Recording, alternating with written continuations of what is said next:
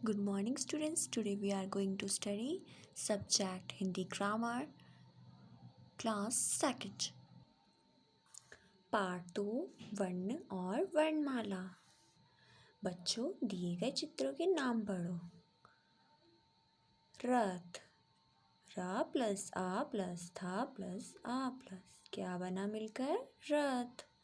ऐसे ये का प्लस अ प्लस मा प्लस आ प्लस ला प्लस आ क्या मिलकर बना? कमल। इसी प्रकार आ प्लस म प्लस अ मिलकर बना आम।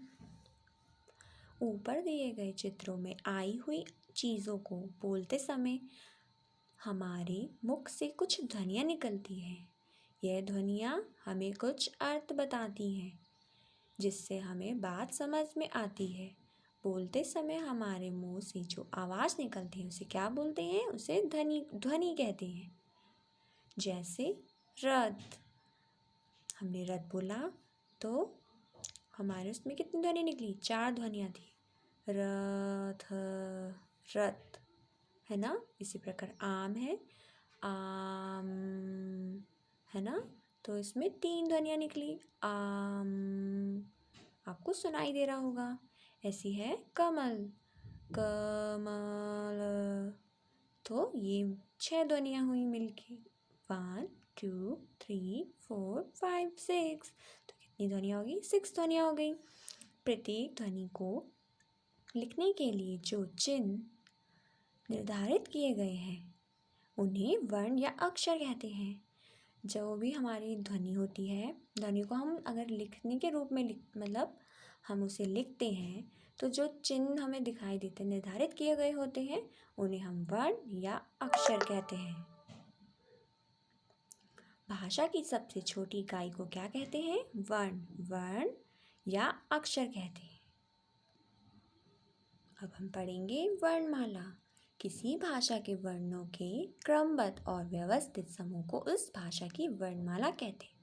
मतलब जो हमारी भाषा होती है उसमें जो वर्ण होते हैं, वर्णों के क्रमबद्ध, क्रमबद्ध मीन्स व्यवस्थित, क्रमबद्ध और व्यवस्थित मतलब सीक्वेंस में।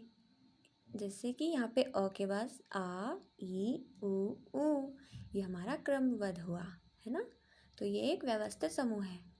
तो भाषा के वर्णों के क्रमबद्ध और व्यवस्थित समूह को उस भाषा की वर्णमाला कहते हैं। हिंदी की वर्णमाला इस प्रकार है। इसमें क्या है? स्वर। जो स्वर होते हैं वो इस प्रकार से हैं: अ आ ई उ ऋषि, ए ऐ ओ औ। ये हमारे क्या कहलाते हैं? स्वर।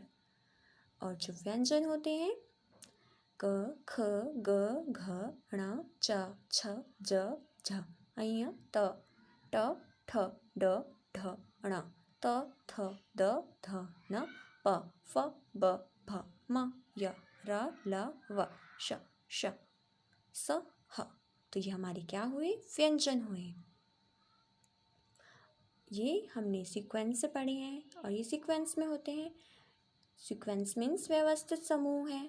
तो जो वर्ण होते हैं हमारे वो व्यवस्थित समूह में होते हैं, उसे ही हम क्या कहते हैं? वर्णमाला कहते हैं। अब इस प्रकार से ये है संयुक्ताक्षर। इसके अंतर्गत कौन क्या क्या आते हैं?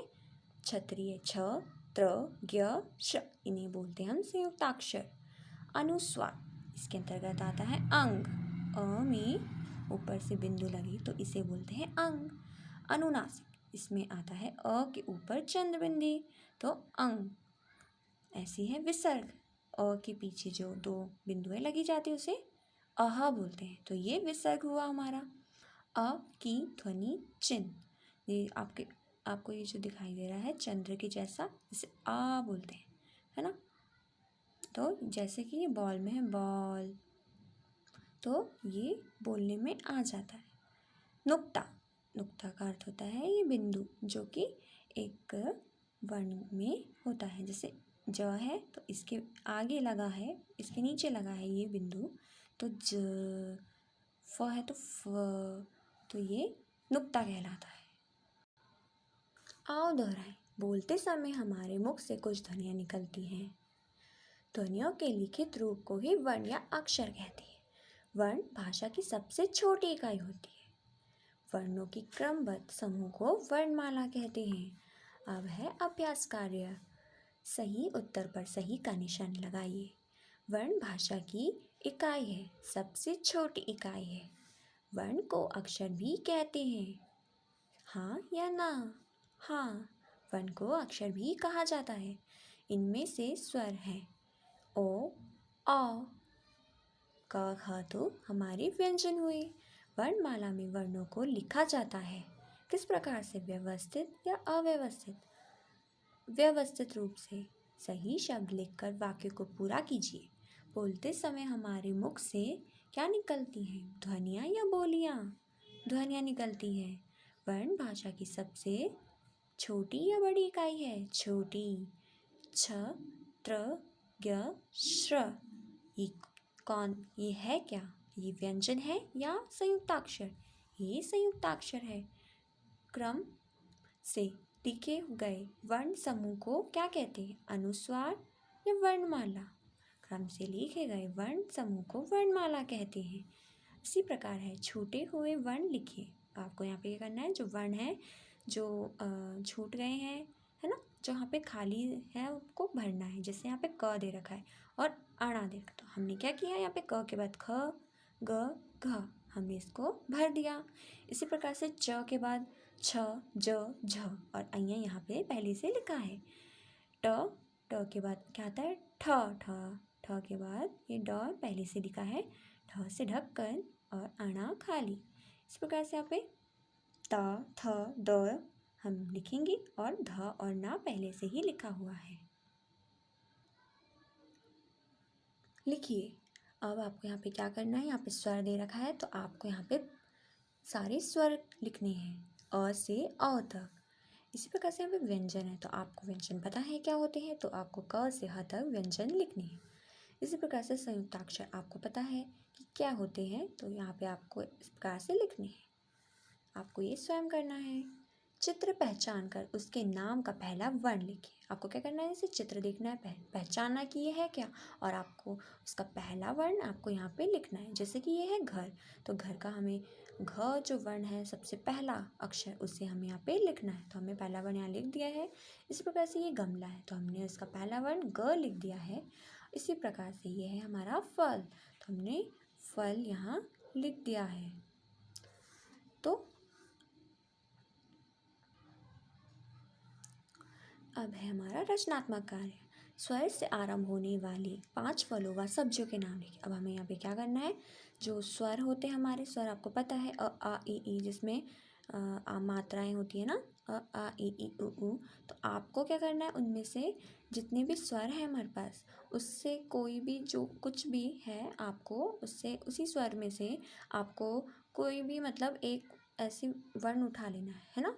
तो अ उठा लीजिए, आ, कुछ भी आप यहाँ से उठा लीजिए, परंतु आपको उससे 5 फल लिखने अनिवार्य हैं। ठीक है। इसी प्रकार से आपको यहाँ पे सब्जियाँ भी स्वर से ही लिखनी है, व्यंजन से नहीं। तो हमारा स्वर पहले अ है, अ से अनार हो गया, अ से अमरूद भी होता है। इस प्रकार से बड़ा आ हो गया हमारा। आ से आम होता है, अ से अनानास भी होता है, अंग से अंगूर होता है। तो इस प्रकार से हमने 5 फलों के नाम यहाँ लिख दिए हैं। और अब आपको यहाँ पे सब्जियों के नाम भी लिखना है। तो हमने यहाँ पे आ से आलू लिख दिया, अ से अदरक, अ से अरबी। इसी प्रकार से और भी सब्जियों के नाम हैं, वो आपको यहाँ लिखने हैं। चैप्टर कंप्लीट हो गया है। वर्ण की परिभाषा। वर्ण की सबसे छोटी इकाई को वर्ण या अक्षर कहते हैं। वर्णमाला की परिभाषा। वर्णों के व्यवस्थित समूह को वर्णमाला कहते हैं। निम्नलिखित प्रश्नों के उत्तर दीजिए। ध्वनि किसे कहते हैं? बोलते समय हमारे मुंह से जो आवाज़ निकलती है उसे ध्वनि कहते हैं। जैसे रथ, र प्लस अ प्लस थ प्लस अ, तो इसमें हमें 4 ध्वनियाँ सुनाई दी। रथ।